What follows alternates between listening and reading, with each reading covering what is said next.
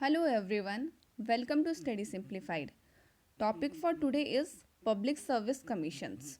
इसके अंदर हम तीन चीज़ें देखेंगे: union public service commission, state public service commission and joint state public service commission. इन तीनों कमीशंस में जो कॉम्पोजिशन होता है, qualification of members, term, resignation, removal and function of these commissions को हम इसी लेक्चर में डिस्कस करेंगे. तो चलिए स्टार्ट करते हैं. सबसे पहले हम लोग स्टार्ट करते हैं यूपीएससी से. तो जैसा कि इंट्रोडक्शन का ज़रूरत नहीं है, as we students are very well aware of UPSC and state PCS exams, right. फिर भी एक छोटा सा इंट्रोडक्शन के साथ जो भी इंपॉर्टेंट चीज़ें हैं वो मैं आपको बताने का कोशिश करती हूँ. Union public service commission, this commission conducts civil service examination to select the country's bureaucrat and diplomat. अगर मैं बात करूँ स्टेट पब्लिक सर्विस कमीशन पे, तो वो स्टेट लेवल पे रिक्रूटमेंट करती है. Union public service commission central level पे करती है, राइट. अगर इसकी एग्जिस्टेंस की बात करूँ तो it is important. Government of India act जो कि 1919 में आया था, उसमें प्रोविजंस दिए हुए थे सेंट्रल पब्लिक सर्विस कमीशन के बारे में, ठीक है. तो central public service commission was setup in the year 1926. ये भी पूछ लिया जाता है, ठीक है. यूनियन पब्लिक सर्विस कमीशन कब सेटअप हुआ था? 1926 में हुआ था. इसके प्रोविजंस कहाँ दिए हुए हैं? गवर्नमेंट ऑफ इंडिया एक्ट 1919 में दिया हुआ है, ठीक है, with the task of recruiting civil servant. चलिए यहाँ पे आपके लिए क्वेश्चन है, बताइएगा कि who was the first Indian to pass Indian civil service examination. ठीक है. इसके अलावा एक और question, who is known as father of civil service in India. ये दोनों क्वेश्चन का आंसर दीजिएगा. अगर हम बात करें स्टेट पब्लिक सर्विस कमीशन के एग्जिस्टेंस की, तो गवर्नमेंट ऑफ इंडिया एक्ट 1935 में आया था. तो उसमें प्रोवाइड किया हुआ था provincial public service commission and joint state public service commission. तो जो ज्वाइंट स्टेट है वो 2 और मोर स्टेट्स के लिए अवेलेबल है, एंड जो प्रोविंशियल पब्लिक सर्विस कमीशन है, जो कि स्टेट पब्लिक सर्विस कमीशन है, उसके प्रोविजंस 1935 के गवर्नमेंट ऑफ इंडिया एक्ट में दिए हुए थे. इसके अलावा आप एक चीज़ और याद रखिए, जो यूपीएससी है and state public service commission है, इन दोनों को ऑटोनॉमस बॉडी माना गया है, कॉन्स्टिट्यूशनल स्टेटस मिल गया है इनको, ठीक है. बट जो joint state public service commission है, इसको ऑटोनॉमस स्टेटस नहीं मिला है, कॉन्स्टिट्यूशनल स्टेटस नहीं मिला है. It is created by act of parliament. It is a statutory body. तो आपको joint state public service commission में कंफ्यूज नहीं होना है. It is a statutory body, whereas union public service commission और state public service commission is a constitutional body. These both are created by constitution directly. ठीक है, clear है. चलिए एक एग्जांपल आपको देती हूँ जॉइंट पब्लिक सर्विस कमीशन की. सबसे पहला ही एग्जांपल है, देखो, जब पंजाब बाइफरकेट हुआ था एंड हरियाणा बना था, उस टाइम पे हरियाणा खुद का एग्ज़ाम सिविल सर्विसेज का नहीं कंडक्ट करवाता था, पंजाब के साथ मिलके करवाता था कुछ सालों तक. उसके बाद तो खैर हरियाणा का खुद का होने लग गया public service commission exam, but starting में नहीं हुआ था. तो उसी तरीके से कोई भी स्टेट जब बाइफरकेट होके बनता है ना, तो उसको एक्सपीरियंस नहीं होता कि कैसे सिविल सर्विसेज का एग्ज़ाम कंडक्ट करवाना है, कैसे रिक्रूट करवाना है. तो वो क्या करता है कि जो पेरेंट स्टेट है उससे हेल्प लेके जॉइंट पब्लिक सर्विस कमीशन करवा सकता है, या तो फिर यूपीएससी को अप्रोच कर सकता है to serve their need for taking the examination. और इसमें भी क्या है ना, पहले प्रेसिडेंट का अप्रूवल लेना होगा, प्रेसिडेंट अप्रूव कर देगा, फिर यूपीएससी हेल्प कर सकता है एग्ज़ाम कंडक्ट करवाने में. और यूपीएससी एग्ज़ाम कंडक्ट भी करवाएगा on behalf of that state. और जो भी खर्चा होगा एग्ज़ाम कंडक्ट करवाने में, तो वो खर्चा कौन बेयर करेगा? वो करेगा दैट स्टेट जो कि यूपीएससी को अप्रोच किया है एग्ज़ाम कंडक्ट करवाने के लिए. ठीक है, चलिए हम लोग देखते बुक में क्या गिवन है. Constitution provides a public service commission for union and public service commission for each state. Union के लिए होगा, ईच स्टेट के लिए होगा, as well as joint public service commission भी होगा. तो ये कॉन्स्टिट्यूशन में प्रोवाइडेड है. ओके, यहाँ पे इंपॉर्टेंट आर्टिकल के बारे में मैं आपसे बात कर लूँ पहले. Article 315 to article 323 deals with the provision of public service commission. अब इसमें भी 3 आर्टिकल अगर मैं आपको बोलूँ तो आप याद रख सकते हैं. कौन है? सबसे पहले आर्टिकल 315 जो कि बोलता है provisions of public service commission for union and state. Article 316 इसमें बताया गया है appointment and term of office of members. Article 317 इसमें बताया गया है removal and suspension of members. तो ये 3 आर्टिकल आप चाहो तो यहाँ से याद रख सकते हैं, ठीक है। आर्टिकल 315 पूछा जा चुका है एग्जाम में, तो इसको अच्छे से याद रखना है। इसके अलावे और क्या इंपॉर्टेंट है, तो part 14 of Indian constitution provides for the establishment of public service commission for union and for each state, ठीक है। तो ये जो भी आर्टिकल्स है ना आपका, तो इस आर्टिकल्स में क्या गिवन है, गाइडलाइंस गिवन है कि कैसे अपॉइंट करना है, क्या कॉम्पोजिशन होगा, रिमूवल कैसे होगा, फंक्शंस एंड ड्यूटीज़ क्या होगी कमीशंस की, तो ये सारी चीज़ें उसमें ही मेंशन कर रखा है। चलिए आगे देखते हैं। A joint public service commission can be created by parliament in pursuance of resolution passed by state legislature concerned. तो यहाँ पे यही बोला जा रहा है कि joint public service commission set up होगा by act of parliament, but इस पे क्या है कि जो स्टेट इंटरेस्टेड है एग्ज़ाम कंडक्ट करवाने में, जैसे group of state 2-3 state interested है एग्ज़ाम कंडक्ट करवाने में, तो उनका जो लेजिस्लेचर होगा स्टेट लेजिस्लेचर, उसको रिक्वेस्ट करना होगा पार्लियामेंट को। फिर पार्लियामेंट अगर उसको अप्रूव कर देती है, रिजोल्यूशन पास हो जाता है स्टेट लेजिस्लेचर से, पार्लियामेंट के पास जाता है, वहाँ से अप्रूवल मिल जाता है, तो joint state public service commission का सेटअप होता है। एंड जो भी मेंबर्स और चेयरमैन बनेंगे ना, ये सब प्रेसिडेंट डिसाइड करते हैं, अपॉइंट करते हैं, ठीक है। चलिए आगे देखते हैं। The Union Public Service Commission can serve the need of a state if so requested by governor of that state and approved by the president। तो यहाँ पे यही बोला जा रहा है कि union public service commission UPSC भी सर्व कर सकता है किसी स्टेट को, अगर वो स्टेट के गवर्नर प्रेसिडेंट को रिक्वेस्ट करे कि यूपीएससी उनका एग्ज़ाम कंडक्ट करे, उनके स्टेट का एग्ज़ाम कंडक्ट करे। अगर प्रेसिडेंट की तरफ से अप्रूवल मिल जाता है तो यूपीएससी उस स्टेट का एग्ज़ाम कंडक्ट करवा सकती है, और जो भी खर्चे आएंगे वो कौन बेयर करेगा, तो वो पर्टिकुलर स्टेट करेगा, ठीक है। तो यहाँ पे यही चीज़ें मेंशन है। अब देखिए जो अपॉइंटमेंट वाली बात थी ना, वो सब कौन करेगा, तो प्रेसिडेंट करेंगे for joint commission and UPSC, governor करेंगे in case of state commission. तो ये तो सिंपल है। आगे देखते हैं। Condition of service of a member of Public Service Commission cannot be varied to his disadvantage after appointment।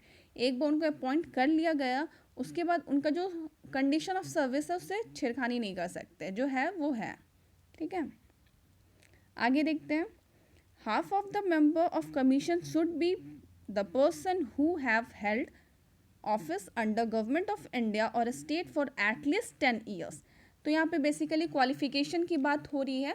तो देखिए ऐसे तो कोई प्रॉपर क्वालिफिकेशन प्रिस्क्राइब्ड नहीं है कि हाँ क्या होना चाहिए नहीं होना चाहिए, सिंपल यही बोला गया है कि जितने भी मेंबर्स हैं उनमें से half, at least half of the member should have hold the office, मतलब उनको एक्सपीरियंस होना चाहिए 10 ईयर्स का इन गवर्नमेंट ऑफ इंडिया और गवर्नमेंट ऑफ स्टेट। तो सिंपल इनका ये क्वालिफिकेशन है। अब यहाँ पे एक चीज़ आपको बता दूँ, यहाँ पे कॉम्पोजिशन का बात हुआ नहीं अभी तक। तो अगर बात करूँ मैं कॉम्पोजिशन का, तो यूपीएससी की बात करते हैं पहले। The commission consist of 9 to 11 members including the chairman. अगर मैं बात करूँ स्टेट पीसीएस में, तो वहाँ पे भी जो कमीशन है that consist of a chairman and other members. वैसे अगर बात करूँ यूपीएससी की, तो वहाँ पे भी जो हमारा कॉन्स्टिट्यूशन है उसमें ये नहीं दे रखा है कि कितने मेंबर्स होने चाहिए, उसमें सिंपली यही दे रखा है कि एक चेयरमैन होगा एंड अदर मेंबर्स होंगे। अब ये टोटल कितना होगा ये तो कॉन्स्टिट्यूशन में भी नहीं प्रोवाइडेड है, but UPSC member regulation act आया था 1969 में, तो उसमें ये चीज़ें गिवन है कि 9 to 11 मेंबर्स हो सकते हैं इंक्लूडिंग चेयरमैन।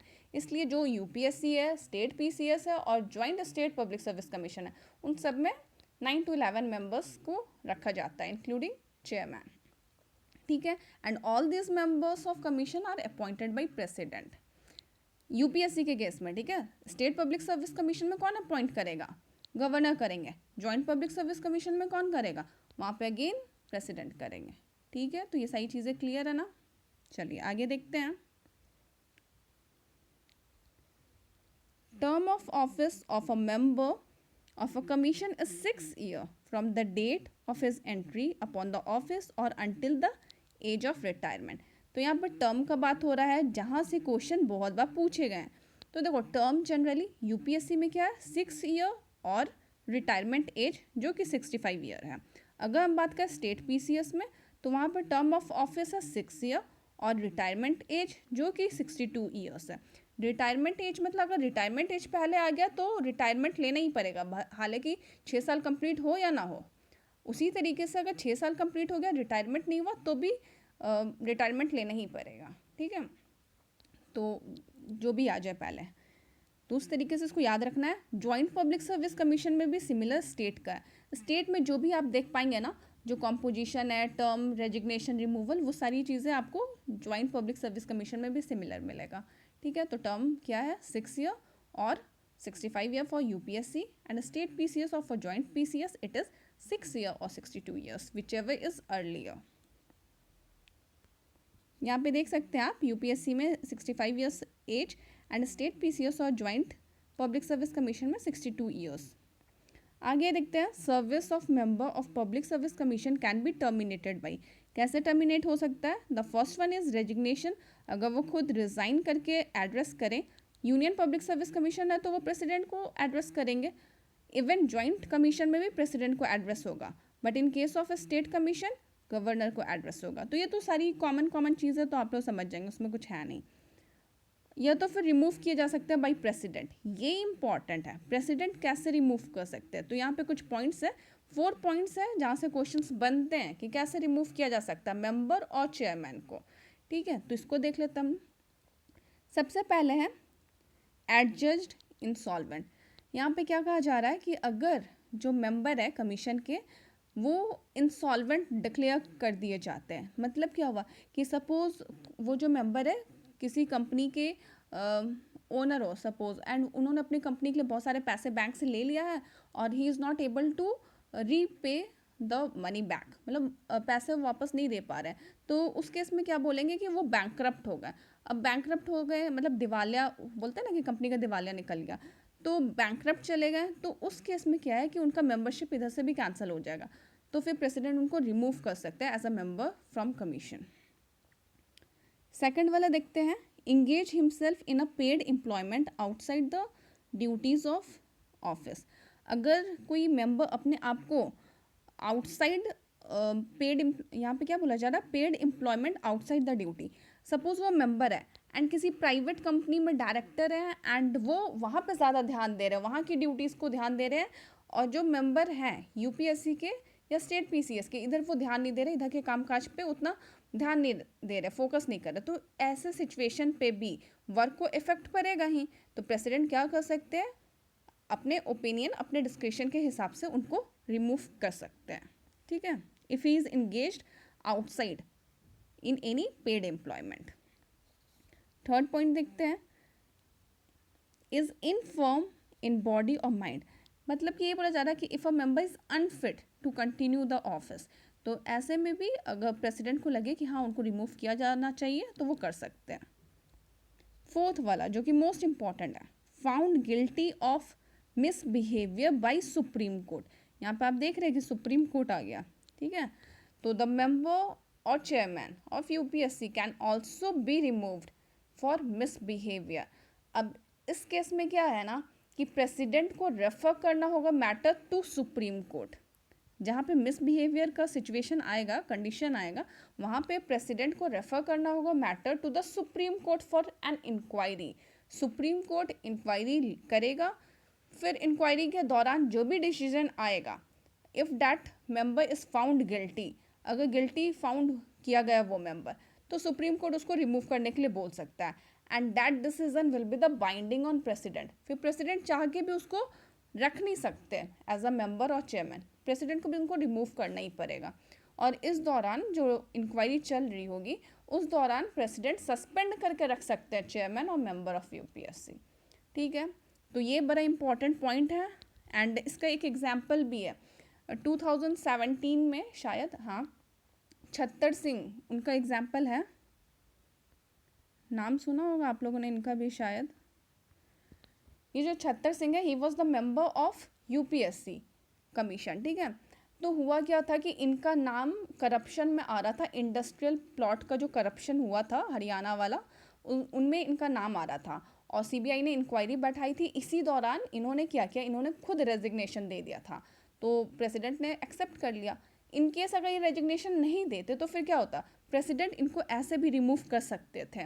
क्यों? क्योंकि इनका नाम करप्शन में आ रहा था, इंडस्ट्रियल प्लॉट का जो करप्शन हुआ था 2017 वाला मामला था हरियाणा का, उसमें तो इन्होंने ऐसे रेजिग्नेशन दे दिया था पहले ही बढ़ के। चलिए आगे देखते हैं।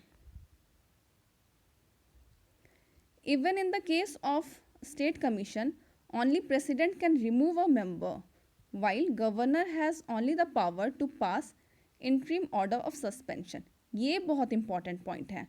देखिए यहाँ पे हम क्या देख पा रहे हैं, रिमूवल अगर स्टेट पब्लिक सर्विस कमीशन के मेंबर का होता है या चेयरमैन का होता है तो पावर किसके पास है, प्रेसिडेंट के पास। प्रेसिडेंट ही रिमूव कर पाएंगे। अपॉइंटमेंट तो गवर्नर कर रहा है मगर रिमूवल कौन करेगा, प्रेसिडेंट करेंगे। हालांकि जो सस्पेंड करने का पावर है, सस्पेंड वाला जो चीज़ है वो तो गवर्नर तक है, मगर रिमूव करने की बात है तो वहाँ पे प्रेसिडेंट रोल में आ जाएंगे। तो इट इज़ इम्पॉर्टेंट, ये एग्जाम में पूछा जा सकता है, ठीक है। जो भी एक्सेप्शन वाला चीज़ लगता है ना वो सारी चीज़ें एग्जाम में हमेशा ही पूछी जाती है, तो वो सारी चीज़ें को ध्यान में रखिएगा। नेक्स्ट देखते हैं हम लोग, the expenses of the commission are charged on consolidated fund of India. तो यही बोला जा रहा है कि अगर यूपीएससी की बात करें तो सैलरी अलाउंसेस एंड पेंशन जो भी होता है चेयरमैन और मेंबर्स का, that are charge on consolidated fund of India. वहीं अगर हम बात करें स्टेट पब्लिक सर्विस कमीशन की तो उनका जो भी सैलरी अलाउंसेस होता है दैट आर चार्ज फ्रॉम जो स्टेट का जो फंड होता है उसमें से, ठीक है। कंसोलिडेटेड फंड जो स्टेट का होता है, तो ये तो कॉमन है, तो ज़्यादा कुछ है नहीं डिस्कस करने का। आगे देखते हैं, ये इंपॉर्टेंट है again, disabilities imposed upon chairman and member of commission for future employment under the government are। यहाँ पे यही बोला जा रहा है कि रीअपॉइंटमेंट हो सकता है या नहीं मेंबर्स का, उसके बारे में यहाँ पे डिस्कशन किया गया है। तो यहाँ पे जो आप 3-4 पॉइंट देख पा रहे हो उसको मैं शॉर्ट में बता देती हूँ। देखो, अगर चेयरमैन हैं यूपीएससी के तो he is not eligible for reappointment to that office, मतलब कि वो सेकंड टर्म के लिए एलिजिबल नहीं है। एक बार चेयरमैन बन के रिटायर हो गए मतलब रिटायर हो गए, अब ये एलिजिबल नहीं है, ठीक है। नेक्स्ट हम बात करते हैं किसी भी मेंबर की जो कि यूपीएससी के ही हैं। He is eligible for chairman, ये चेयरमैन के लिए एलिजिबल है अपॉइंटमेंट ऑफ चेयरमैन के लिए, but he is not eligible for reappointment as member. Member ये दोबारा बन के नहीं आ सकते, ऑलरेडी मेंबर थे, 6 साल मेंबर रह चुके हैं यूपीएससी में, दोबारा से मेंबर बन के नहीं आएंगे। हालांकि चेयरमैन बनने का मौका मिलेगा तो ज़रूर बन सकते हैं। तो ये हम लोगों ने डिस्कस किया यूपीएससी के बारे में। अब हम लोग डिस्कस करते हैं स्टेट पब्लिक सर्विस कमीशन के बारे में। अगर चेयरमैन है तो इनके पास 2 चीज़ का चांस है, यूपीएससी के चेयरमैन बन सकते हैं या तो फिर मेंबर ऑफ यूपीएससी बन सकते हैं, बट सेम चेयरमैन वो नहीं आगे कंटिन्यू कर पाएंगे। मतलब कि अगर 6 साल वो स्टेट में एज अ चेयरमैन सर्व कर चुके हैं तो again he is not eligible for reappointment to that office, but अगर उनको मौका मिले तो वो यूपीएससी में चेयरमैन और मेंबर बन सकते हैं, ही इज़ एलिजिबल। उसी तरीके से अगर हम बात करें स्टेट पब्लिक सर्विस कमीशन में किसी मेंबर की, ठीक है, तो ये 3 चीज़ के लिए एलिजिबल है। पहला, ये उसी स्टेट में चेयरमैन बन सकते हैं उसी स्टेट पब्लिक सर्विस कमीशन के, और यूपीएससी के चेयरमैन बन सकते हैं और यूपीएससी के मेंबर बन सकते हैं, ठीक है। तो क्लियर है, तो ये तो सिंपल सा है, ज़्यादा कुछ है नहीं इसमें। तो यही चीज़ यहाँ पे दे रखा है, आप एक बार पढ़ लीजिएगा। Chairman of UPSC is ineligible for further employment either in government of India और गवर्नमेंट ऑफ स्टेट। फिर यहाँ पे बोला जा रहा है कि the chairman of state public service commission is eligible for appointment as chairman और member of union public service commission. यहाँ पे स्टेट वाले कहाँ पे एलिजिबल होंगे, या तो यूनियन पब्लिक सर्विस कमीशन के चेयरमैन और मेंबर, उसी तरीके से आगे member of state public service commission के बारे में दे रखा है कि he is eligible as a chairman of state public service commission और अ चेयरमैन ऑफ यूपीएससी। तो वही चीज़ें हैं जो मैंने आपको ऐसे फ्लो चार्ट के टाइप समझाया था। चलिए आगे देखते हैं। The public service commission are advisory body. जैसा कि मैंने आपको बताया, government can accept its recommendation और depart from it. It is only advisory body, ठीक है। अब यहाँ पे फंक्शंस देखिए, तो फंक्शंस ज़्यादा कुछ तो है नहीं। पहला क्या दे रखा है, to conduct examination for appointment to the service of union and state, ठीक है। जो सिविल सर्विसेज के एग्जाम्स होते हैं उनको कंडक्ट करवाना, ये इनका फंक्शन है।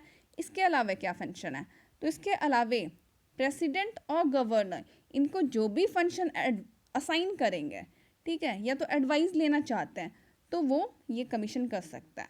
To advise on any matter so refer to them on any other matter which the president और गवर्नर ऑफ अ स्टेट में refer to the commission. Third point क्या है कि जो पार्लियामेंट है या लेजिस्लेचर है, कोई एडिशनल फंक्शन अगर इनको प्रोवाइड करते हैं तो ये भी वो कर सकते हैं। तो यही 3 मेन फंक्शंस यहाँ पे दे रखा है, तो इसको एक बार देख लीजिएगा, ज़्यादा कुछ है नहीं। चलिए एक क्वेश्चन क्या, चलो इसको मैं ही बता देती हूँ। एट प्रेजेंट चेयरमैन कौन है यूपीएससी के, तो प्रदीप कुमार जोशी है। नाम याद रखिएगा, एग्जाम में पूछा जा सकता है, प्रदीप कुमार जोशी, ठीक है। और before becoming chairman of UPSC इन्होंने पहले एज अ चेयरमैन काम किया है, कहाँ पे, छत्तीसगढ़ पब्लिक सर्विस कमीशन में and MP public service commission में। तो इनका नाम याद रखिएगा, he is the chairman of UPSC, Pradeep Kumar Joshi. चलिए एक सिंपल सा क्वेश्चन है आप लोग के लिए, इसको देखिएगा यहाँ पे। Which one of the following is not an all India service. 4 option है। A Indian administrative service, B Indian police service, C Indian forest service, D Indian economic service. तो यहाँ पे बताइएगा कि कौन सा ऑप्शन नहीं है। चलिए ठीक है, आज के लिए बस इतना। अगर कोई क्वेरी होगा तो कमेंट बॉक्स में पूछिएगा। मिलते हैं अगले वीडियो में। Thanks for watching and take care.